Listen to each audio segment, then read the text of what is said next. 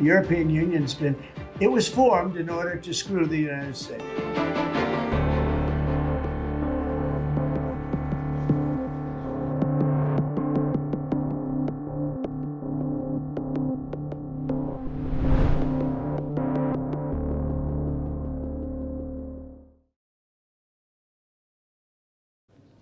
They say it's bad to be America's enemy, but worse to be its friend.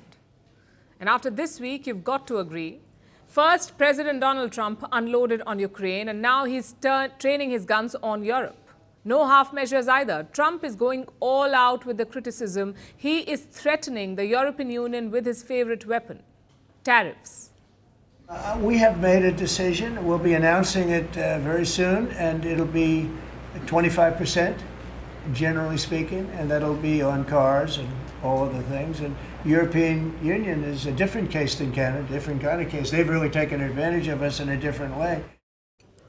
25% tariffs on the EU. That is what Trump has promised. It's not clear how this rate will be imposed or when it will come into effect. But expect a major fallout because a lot of money is at stake.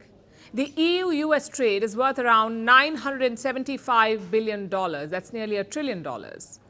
The US exports make up $370 billion of this, and EU exports make up $605 billion. So the trade is stacked in Europe's favor.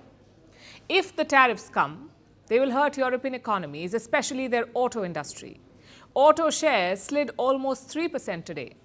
So they're clearly spooked by Trump's threat. But in public, European officials are putting up a brave face. They have promised to respond firmly. The EU will react firmly and immediately against unjustified barriers to free and fair trade, including when tariffs are used to challenge legal and non-discriminatory policies. The EU will always protect European businesses, workers, and consumers from unjustified tariff measures. So the EU is not backing down. If Trump wants a trade war, they're ready for it, or so they claim. But the problem here is not just money. The problem is political. All US presidents have seen Europe as an ally, as a reliable military and political partner. But Donald Trump does not. He says the EU was created with just one purpose, to screw the US. Listen to this. The European Union's it was formed in order to screw the United States. I mean, look, let's be honest. The European Union was formed in order to screw the United States. That's the purpose of it. And they've done a good job of it, but now I'm president. What will happen if these countries or the EU retaliate? They can't. I mean, they can try, but they can't. So Trump is convinced about two things. One, that Europe is anti-America, and two, that they are incapable of retaliating. But he's wrong about one thing. The US was not created to screw America. In many ways, the EU was created by America. In 1947, the US Congress passed a resolution. It called for the creation of a United States of Europe. Several American politicians urged Europe to band up. They supported the creation of a unified entity, and this nudge led to the EU, the European Union. Successive US presidents built on this project, but Donald Trump does not see the point. He feels the EU is ripping America off. So the question now is, what can Brussels do?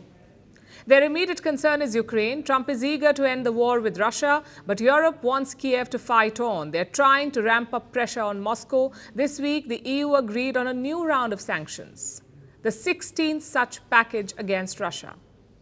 This one targets Putin's shadow fleet. These are ships used to evade Western sanctions. They mainly transport Russian energy to Asian markets. But let's face it, if 15 rounds have not worked, the 16th won't either. This is more of a political statement. The EU here is saying Trump may be talking to Putin, but we are not ready yet. That is their message. But for how much longer? You see, the Europeans may criticize what Trump is doing, only to eventually come around. In fact, they end up doing the same thing as Donald Trump. I'll give you one example. Consider Trump's cuts to foreign aid. It triggered outrage across the world. But now, Europeans are doing it too. This week, the UK decided to increase its defense spending from 2.3% of the GDP to 2.5%. Guess where this money is coming from?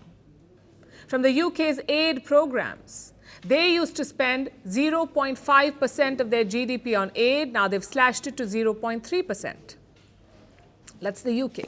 Same with France. Their latest budget has cut back aid spending by almost $2.2 billion. The aid budget is 37% lower than last year.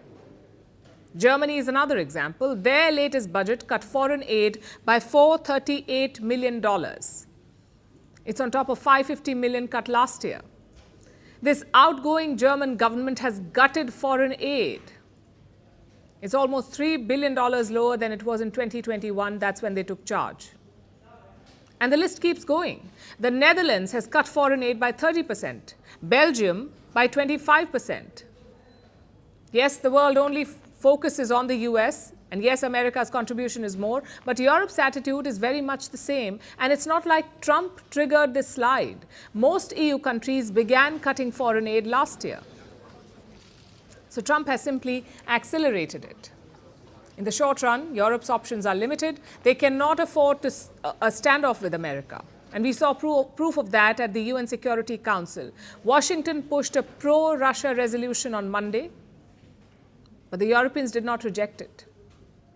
Right now, the Security Council, has 5 European members, and 2 of them, France and the UK, are permanent members. They could have vetoed the US draft, but they did not. They simply abstained. They allowed the resolution to be passed, which makes one thing very clear. Europe does not want a standoff with America, not right now. In the long run, they have a couple of options. One is to wait out the Trump storm, to hope that the next president is better for them. The second option is to go for strategic autonomy. Invest in your own defenses and security. A lot of European countries are doing that, but it's a question of doing it over a long period of time.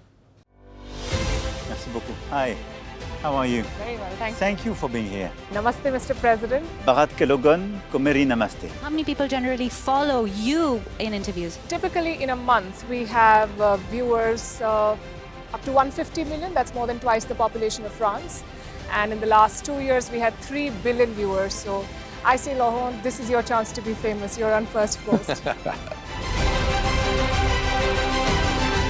One word to describe your equation with Prime Minister Modi. Amitié. As India and France work together, are you creating a new era of non-alignment in the technology space?